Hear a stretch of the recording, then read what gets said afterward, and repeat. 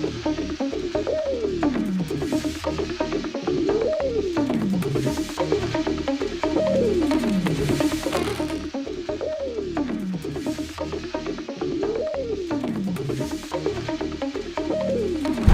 welcome to our first episode of Cinema and Painting program. Today we are going to talk about the relationship between cinema and also painting.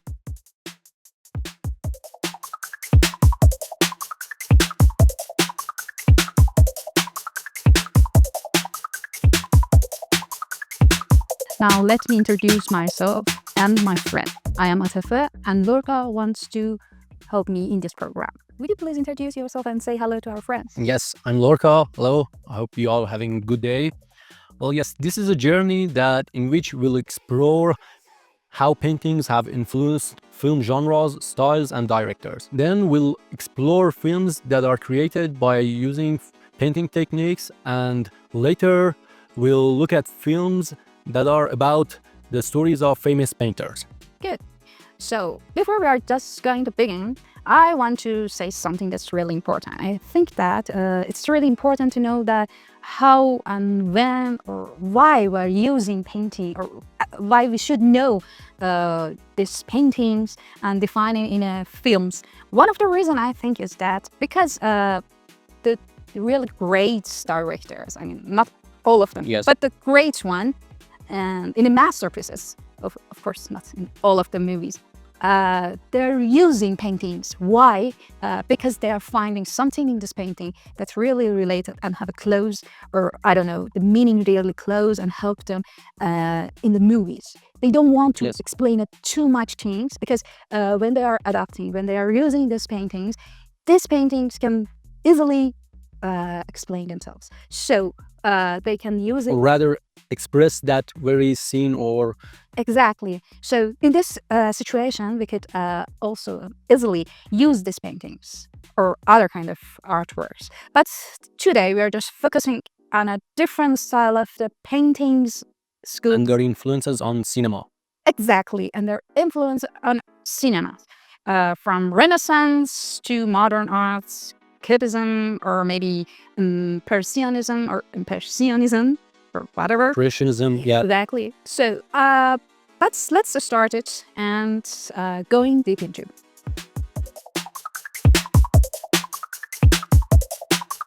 When we are looking at the history of the cinema, first movies, we can remember it easily the Renoir songs, Jean Renoir. He knows the Impressionism very well, and he used it in his movies very well. The lights, natural lights, the atmosphere, and all of it, they could bring it and borrow it from these paintings very well. Of course, his father, Auguste Renoir, has a great influence on him. I could say that he's easily under influence of the Impressionism in some of the movies.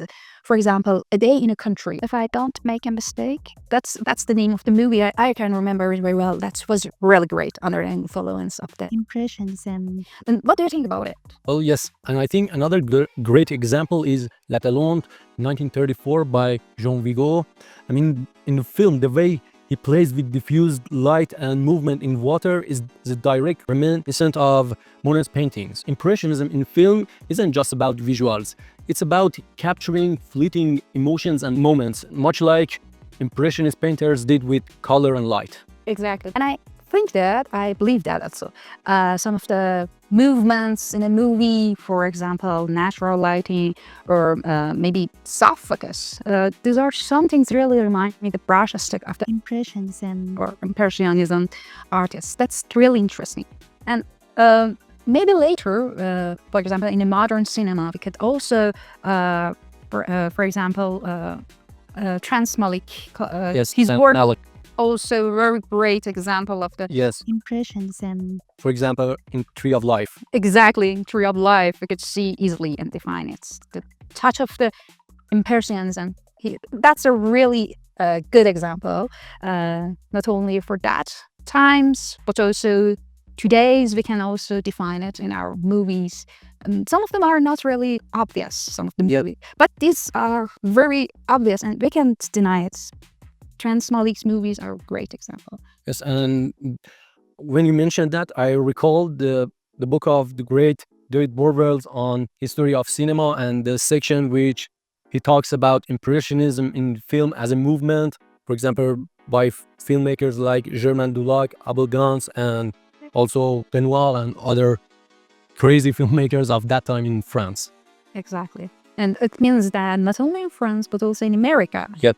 the artists really adopted or under the influence of the great masterpieces paintings. That's really interesting for me. And I think that in modern era, it's really important because some people believe it, okay, these are belonging to those days. And we can continue, we can't also continue because maybe the people... It's about the history of art. We can always get inspired by former schools, former eras of art, for example, Romanticism and Baroque and other ages of art in different centuries of human history. Exactly, and Expressionism, believe it or not only Expressionism, but also abstract Expressionism have a great effect in cinema. For Expressionism, we can also easily call it the German movement, the German cinema.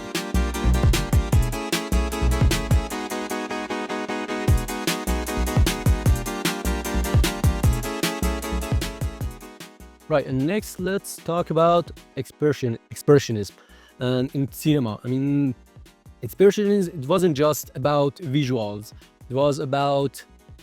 It transformed storytelling in film, especially German expressionism. I mean, in painting, the work of the artist or what the artist did was to externalizing inner emotions onto the canvas. And for example, in painting, expressionism was a reaction to industrialization and war and portraying the raw emotions of anxiety, fear, and alienation. It happened especially in Germany. Yes, and for example, on top of my mind, artists like Edvard Munch with the Scream or Ernst Ludwig Kirchner with his jagged cityscapes, they rejected realism in favor of subjective interpretation. And the same principles carried over into cinema. For example, where exaggerated lighting sets and performances created a heightened sense of reality. That's all right. One thing that comes to my mind, and I want to say that, is that, as you said, Expressionism had begun in Germany. Germany had a lot of economical problems in the 1920s. This comes from the First World War and the Treaty of Versailles. One of the problems was that France took over the Ruhr region. Another problem was that Germany had to pay a lot of money to other countries to settle its debts. This led to a situation where money was worthless, and this economical problems led to a lot of political instability, and there was a social unrest in Germany. Yes, expressive, emotional or psychological turmoil. It was a natural reaction to the chaotic situation. You can see its reflection in some of the paintings. Of course, we can see the reflection in some of the movies, especially in Germany, due to pressure. One of the best examples in the German cinema, in the movies, is the Cabinet of the Dr. Caligari, yes. One of the best movies. And that's really interesting because when I just watch these movies, I think that it really reminds me of Vasily Kandinsky's paintings. That was great because, that maybe Expressionism in cinema was strongly influenced by Expressionist painting, particularly the German Expressionist movement that flourished in the early 20th century. Artists like Von Munch, Egon Schiele, and the Brücke and the Blaue Reiter groups used distorted forms, intense colors, and emotional subjectivity, qualities that would heavily shape the visual style of Expressionist cinema. However, German theater also played a crucial role. Yes, and the way how they depict on, or rather created those on ceiling and dreamlike atmosphere. Exactly. That's a very important thing because it just reflects the people's feelings, especially the shadows, the lightings. The lighting is really important. Maybe some people believe it. Okay, it's not realistic. Okay, it's not realistic. We know it, but Because it's not a realistic depiction of the world. exactly. This is something really happened in that era, and we have to really pay attention to this fact that during or maybe through this kind of arts they want to say something really important, say something from inside. We can define it later in a film noir.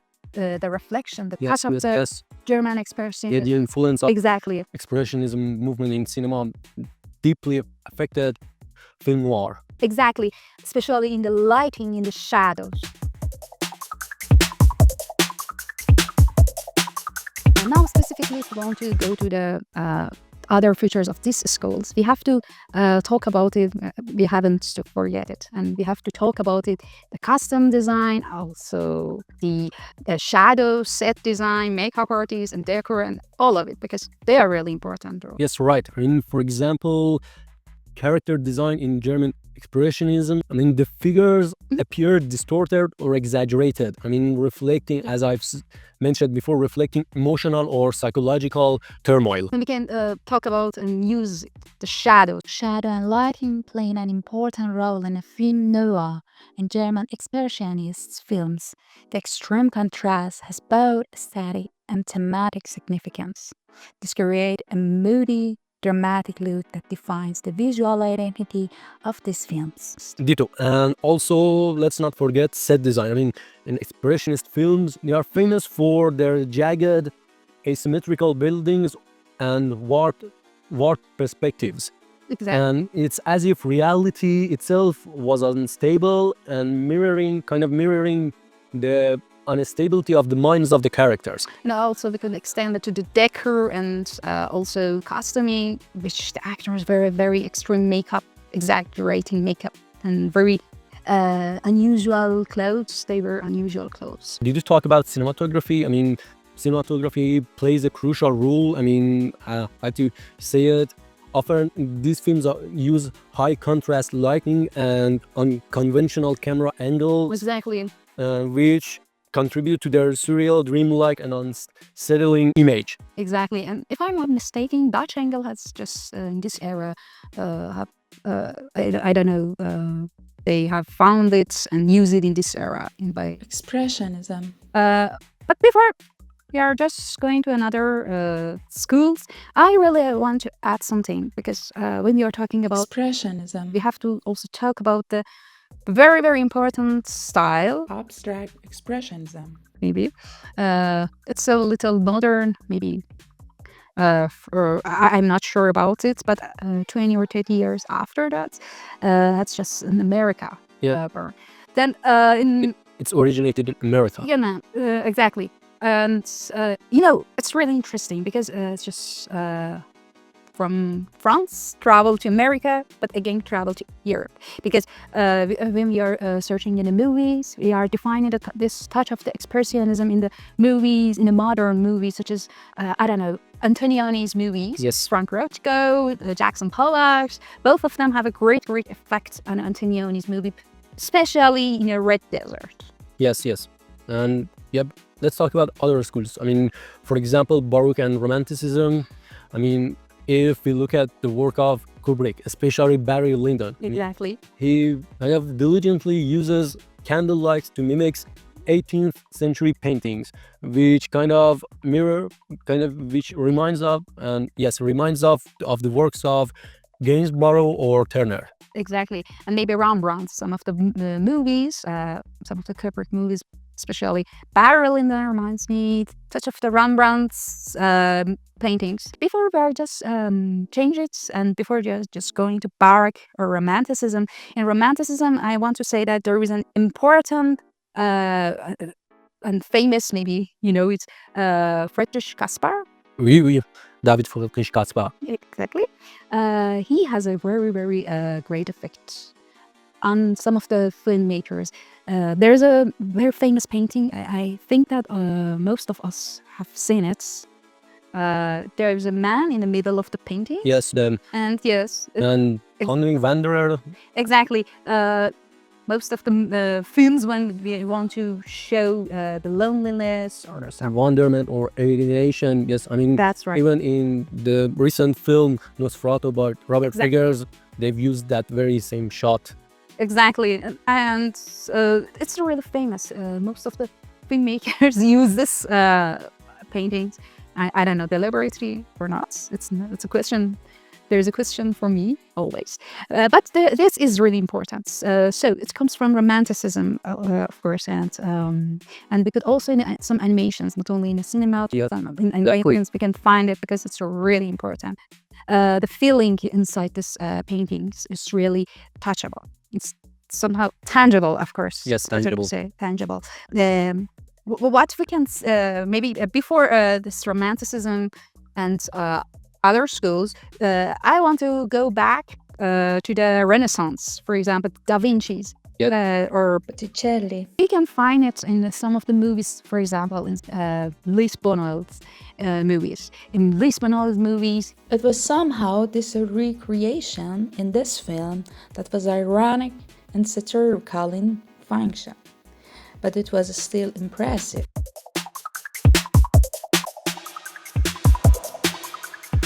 okay, we talked about Luis Buñuel, and now we have to talk about Dali. Yes, I mean, Great surrealist painter. exactly. I mean, their collaboration, Ancien on the Law, which directed by Don Luis Buñuel and co-written by Salvador Dali. Exactly, the very famous scene. And then when we are talking about Surrealism. we have to also talk about René Magritte. René Magritte have also very, very great effect on some of the filmmakers, if I want to say that. For example, Jean-Luc Godard. Jean-Luc, Yes, in one of the movie Pure Le Feu, if I'm not mistaken the name. Pierre Le Feu. Pure Le Feu, exactly. In this movie, he used lots of paintings, but one of the most important and prominent paintings he used was The Kiss by René Magritte. Yes, I really love it. That was really interesting. And I think that there is a lots of painters, such as, if I want to say that, Edward Hopper Yes. and Peter Bruegel, and there's too many painters, I can't remember it right now, unfortunately, but they have Yeah. great effects. Yes. Cinema and Exactly. filmmakers. Yeah, now we've seen how cinema borrows from paintings, and let's saddle up cowboys for our next episode, which will explore films that are, or rather films that aren't just made or inspired by paintings, but rather made based on paintings. Thanks for watching us, and thanks Lorca Thank you. for today. Please subscribe us, like us, and write your comments. We promise to read your comments